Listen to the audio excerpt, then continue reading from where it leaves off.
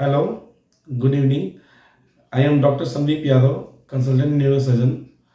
I am presently working in Patna and I am attached to Netaji Subhas Medical College, Beta, and I have my own clinic in Sagunamore named Mars Specialty Clinic, and I am also consultant neurosurgeon in Cicero Hospital, Sagunamore.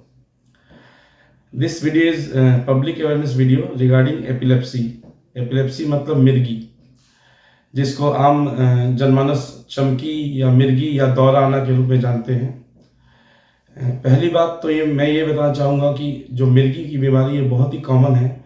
हम लोग neurologist neurosurgeons के पास बहुत ही commonly ये बीमारी आती है और जो एक सब पब्लिक में बहुत लोग में ये धारणा है कि ये उपचार नहीं हो सकता इसका सही से, ये बहुत ही गलत भ्रांति है। इसका पूरी तरह से उपचार हो सकता है और बहुत लोग तो अंधविश्वास भी रखते हैं कि भूत प्रेत का साया है, ये सब चीज़ें कुछ भी नहीं होती हैं।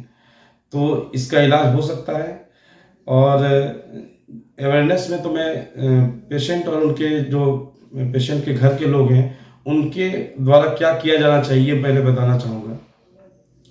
मिर्गी का जो बीमारी है, किसी भी डॉक्टर से सलाह ले रहे हैं, दवा ले रहे हैं तो दवा नियमित रूप से लें, सही डोज में लें, अपने न्यूरोलॉजिस्ट से मिलके, और कभी भी दवा को स्किप ना करें, कभी भी छोड़े नहीं दवा को।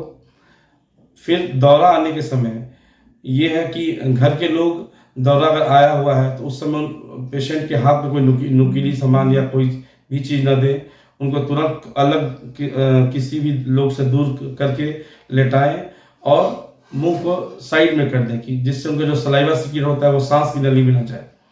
फिर और क्या कर सकते हैं कि झटका कभी भी आ सकता है तो कभी ड्राइव नहीं करने दें, ड्राइविंग करना सही नहीं है जिसको एपिलेप्सी की बीमारी है मिर्गी का, और ज़्यादातर टाइम उनके साथ रहें, कोई एक केयर करें और दवाओं को नियमित रूप से खिलाएं। इसके अलावा जो neurosurgery, I am neurosurgeon, so neurosurgery point of view से मैं बताना चाहूँगा कि maximum of the cases of epilepsy are treated with medicine only. Very few % of cases are treated with surgery. Like बहुत सारा केस मिर्गी का जो होता है वो जन्मजात बीमारी का कारण होता है, ब्रेन के गलत ढंग से बने होने के कारण होता है। उसमें दवाओं से इलाज होता है 3-4 साल या बहुत बार तो बहुत 10 साल तक भी दवा चलता है। लेकिन अब नई बहुत सारी एपिलेप्सी सर्जरीज आई हैं जिसमें कि जो रिफ्रैक्टरी सीजर्स है उनका ट्रीटमेंट होता है, जैसे हेमिस्फेरेक्टोमी या कॉर्पस कैलोसेटोमी या मल्टीपल पायल इंसिजन।